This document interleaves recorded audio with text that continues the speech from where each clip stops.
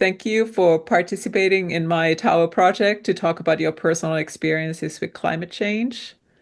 Can you tell me where you are today?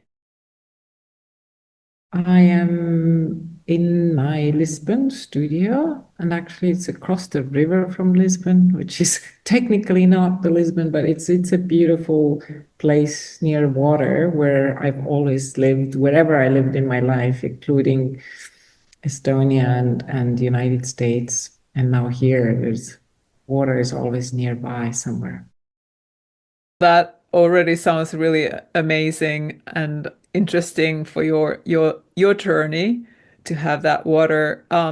Could you talk a little more about what nature means to you and what what does it make you feel? So interesting to think that actually water is the element that connected me with the world when I was growing up in Estonia during the time the country was still occupied by Soviet Union. And I would go to the beach, which was guarded by Soviet Union border guard because it was the westernmost border of Soviet Union.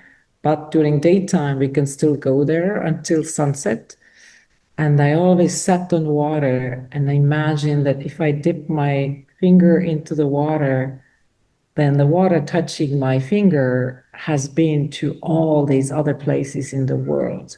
So the water was free to travel and touch different shores and be touched by different people. And so that was, it was such a big sense of freedom when I thought about it and the miraculous connection with the world that you could have through that water that didn't know borders or didn't get stopped because of the border guards the way humans did. So after moving to United States, living on the Hudson River and having always also studios, somehow like without thinking about it, having the water nearby that connected me at times, also because I missed my old home in Estonia or some other people, then always I would come back to water, and the water's edge is this sort of a connector with different people that I've met, different feelings I've had, and a lot of solace also, it's such a powerful medium, right? It's inside of us, it's outside of us. The water is mostly what we have actually in this Mm. world within our bodies and then outside of us. There's much more water than land. So it's always connected. And of course, water can turn into ice. And ice is also sort of something I grew up with, and I still am so connected with, and with my artwork, and also kind of just like as a kid, back in Estonia, living in Northern Europe, loving the material that is so tough, and yet it's so threatened today, and sort of going extinct literally as we speak. Mm. Well, I just want to say your story about connecting with water and then feeling like you can connect to the rest of the world. That just gave me chills. Like that was just an amazing story. Thank you so much for sharing. I will always think about water in a new way just because you shared that story. Thank Isn't you. it that simple in some ways? It connects us incredibly, at least and it's real. It's not anything even imagined. The water moves, it evaporates, it rains down, it comes down streams. It's kind of not only connecting us on land, but also with sky in that way. So Mm. Would you describe that landscape a little more like when you went to the beach and that deer landscape to you? Would you just describe it yes, a I little grew up more? in capital Estonia, but it's still right on the Baltic Sea. So the environment would be mostly sandy or rocky, and also pines, a lot of pine trees usually around. Because it was near our family summer house, which is a little bit outside of town. That I would go there, knowing that at nighttime we cannot go. That's when the border guards would kick people out. But often the sand was calmed later at the day, so it kind of rakes, so you could see the steps if anybody crossed it. So there was kind of an interesting also excitement about going and seeing and crossing that border and just being with the elements because the horizon line and seeing far away is something you can do on water. There are no mountains in Estonia. So really the expansiveness was always felt at the water's edge because you can just look and even see Finland across. If in good days, we could imagine there is another shore that was part of a different world and was outside of the occupied home country. Wow, that's amazing. Thank you. You already talked about some changes, like you have been working with ice and that's in part of your process and have talked about changes that you have noticed around your lifetime.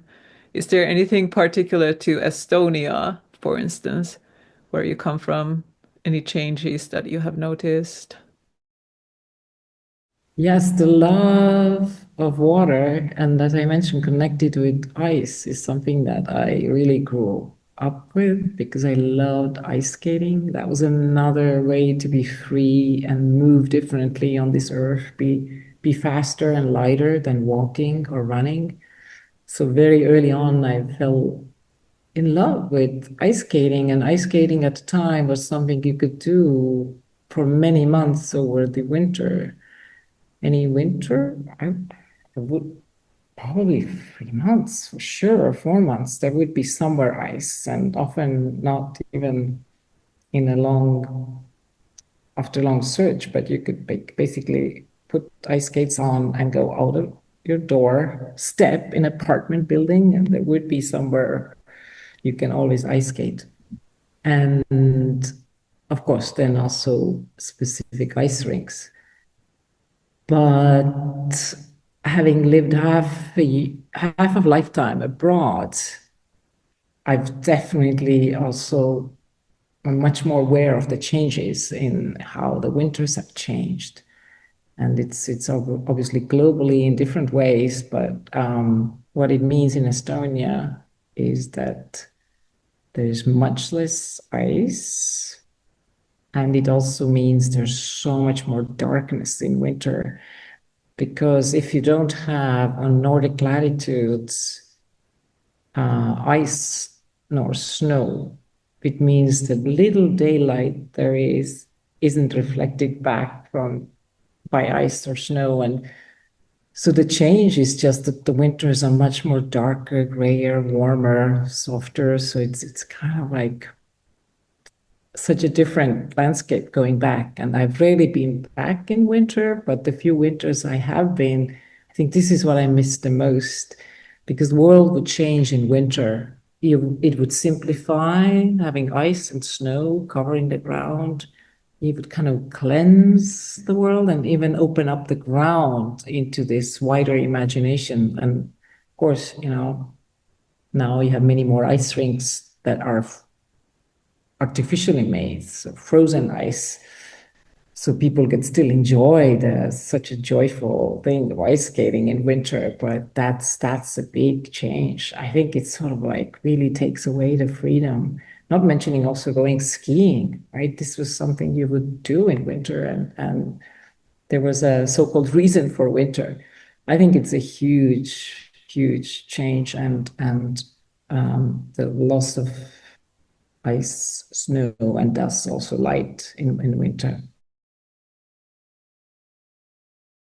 Like you were saying, how the ice is sort of cleansing, and I've heard people say that at a good winter helps plants and trees recover from pests and diseases and bacteria and uh and so it is cleansing, like you said. Yeah, the temperatures, right? Certain temperatures, certain things survive, certain things get renewed. So we've had so long time, certain temperatures, and the change is so rapid that nature and us humans included, we can't really adapt as fast. So it's, yeah, so it's sort of a living with that loss somehow. Mm. Yeah, you were just mentioning about adapting. Do you have any thoughts like how to adapt? And now you're living in Portugal, which can be really hot. Like there's a it's like anticipation of like 50 degrees Celsius or It's interesting, how yeah. how do you see people trying to adapt to the seasonal changes or wh- do you have any solutions? Yes, I mean, we can ask for help from technology, but that's obviously only short term because you can't really escape if it's really, really hot. And here, actually in Portugal, turns out there's so much less air conditioning, for example, than in the United States, the way I experienced it there. And people just, they have lived with it. So they are much more used to the fluctuation. Winter, there's almost in many places no heating. And in summer, there isn't as much air conditioning, even in public spaces or cafes or so it's kind of I have actually something to learn here from people because they are much more they've been by these circumstances be more adapting to different spending time in different temperatures. But any good advice, it's really I don't really know because I don't think we can really speed up our own evolution so fast either. You know, obviously we can help ourselves. If it's hot, you drink more and move less. But I haven't myself learned many more recipes besides just, you know, accepting what is and also doing my part, what I can do to perhaps change some things, also express the feelings of loss and of also care that I have for this incredible thing we call nature, and which we forget that we are part of it. We are nature as well. That's where it all stems from, that we've thought humans as something separate Mhm. from nature. You mentioned a little bit like how you are I'm paraphrasing like how you're what trying to show the care and the loss. Can you just elaborate how you're trying to show that? Because as an artist. Something that happened maybe about 10 years ago when I really, by reading scientific books and articles about climate change, and specifically I was interested in ice loss and glacier loss around the globe. And when I understood the situation and the irreversible processes that are happening by us losing so much of the ice mass, I fell into a depression. And I really thought that me as an artist, like, what can I do? What's the point of making art? What does it change? It seems almost luxurious to be doing so-called nothing, which is, you know, a big part of being an artist, just being in that time in timeless ways. But the shift happened in me, I felt, when I started to spend less time alone in studio, which I used to do almost exclusively, turning more towards other humans and just being who I am with my feelings of loss and what I felt around it. I would start doing performances in public spaces first, just street corners, and sculpting a piece of ice and holding it up as something very valuable. Because if I can't save the world, if I can't save the glaciers, maybe I can care for that one piece of ice. Maybe I can hold it or share it, or even with love, sculpt it and study it. And I found kind of myself first, help from it, dealing with these difficult feelings of loss. And then I realized that there are other people who, without any words, that they were really relating to it. Because I would do these performances on street corners and they would know it's art. People would know what the title is, but there was this ice. And I think, we carry it with us, whoever we are. So those were interesting instant communities that would be formed around the ice, and I would then start bringing people into these performances. So I think that's my little gesture that I've learned that it matters and it can change some things. And then sometimes hearing feedback later that people doing their own ice performances or sharing it or creating communities around the simple and precious material. So that all has really extended it for now 10 years of very different locations and situations where I've been holding up that precious material and sculpting it myself, or inviting people to create pieces and be together, mostly in silence, but sometimes bringing in also musicians and dancers to into celebration of the material, because that's part of it too. It's not just the mourning, but it's the celebration as well. Mm. And I've had a pleasure of seeing you perform, and thank you so much for your work. That's And what connected us. So isn't that already a it did connection, right? kind of, yes, yes, yeah, very important work. Yeah. Would you like to share something to your people in Estonia?